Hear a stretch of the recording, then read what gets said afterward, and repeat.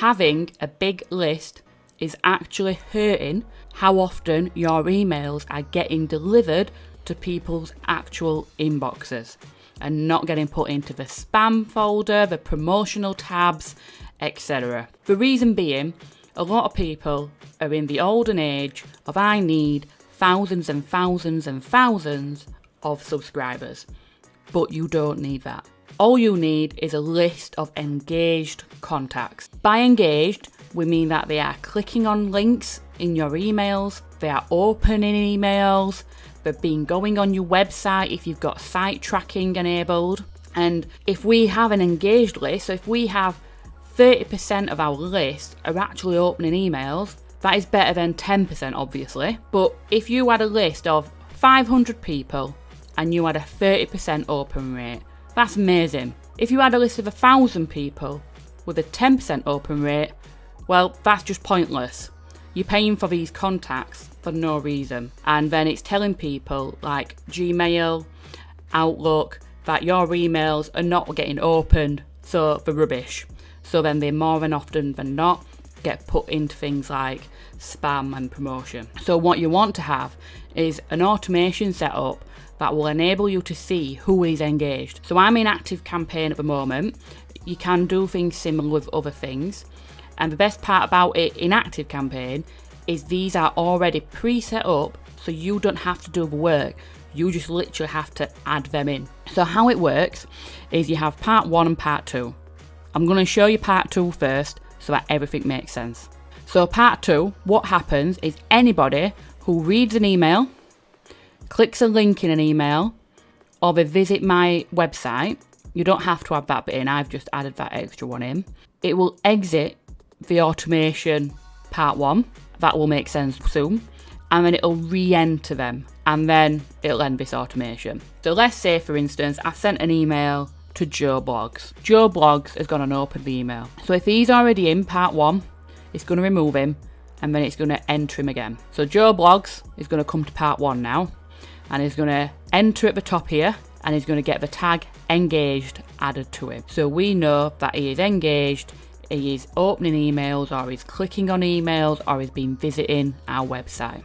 And it's also going to add the tag recent activity, so that we know they have recently been active. And then it's going to remove the tag disengaged and inactive. This is why in part 2 we have the exit the automation and then re-enter. So if Joe Blogs had been in before and he ended up getting the disengaged tag added, but then suddenly started opening emails again, it's just going to exit him out of here, put him back in at the top, make him that he is engaged, and remove the disengaged ones. Now, to determine what recent activity is, I have said that for me personally, that recent activity means they have been active in the last 7 days. You might want less than that or more than that. So I've put a wait in there that is 7 days. So they will wait there for 7 days. And obviously if they open an email, then naturally they're just going to go exit, go back in at the top, and they're just going to get all the tags made sure that they're all right. But if they don't open anything for 7 days, then it's actually going to remove the tag recent activity because they're no longer recent, but they will still have the engaged tag.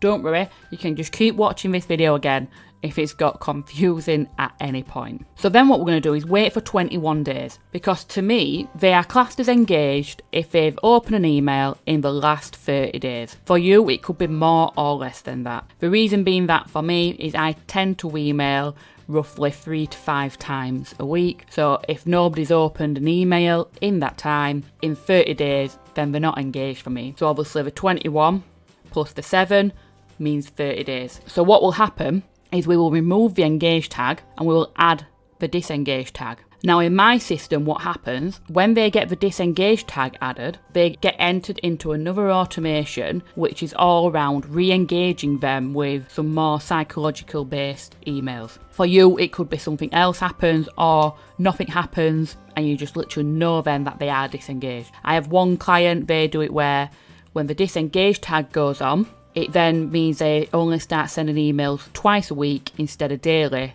to them people. So then we're going to wait for another 30 days, because by this time they would have been through my other automation, which is trying to get them engaged. And if they still haven't engaged, we're going to add the tag inactive and remove the tag disengaged. And what happens when this tag gets added is another automation kicks off for me, which removes them from my list because there's no point them being there. They've not engaged in the last 60 days. I am wasting my money. They are affecting my delivery rate. So this in ActiveCampaign to set up is very, very easy. All you need to literally do is click create an automation. And then if you scroll down, they have them here. Part 1, Part 2. So you just add Part 1 in. Obviously, I've already got mine in. And then you'd add Part 2 in. Done. You don't have to actually do anything. You don't have to set these steps up. It's all done for you. So no matter what platform you're using, try and get something similar to that in. It'll improve your delivery rate and it'll mean that you're not wasting money on people who aren't engaging. We need to get out of the mindset that we need hundreds of thousands of people and that actually we need engaged people on our list. Hope that helps everybody. If you've got any questions, let me know. Other than that, have a lovely day.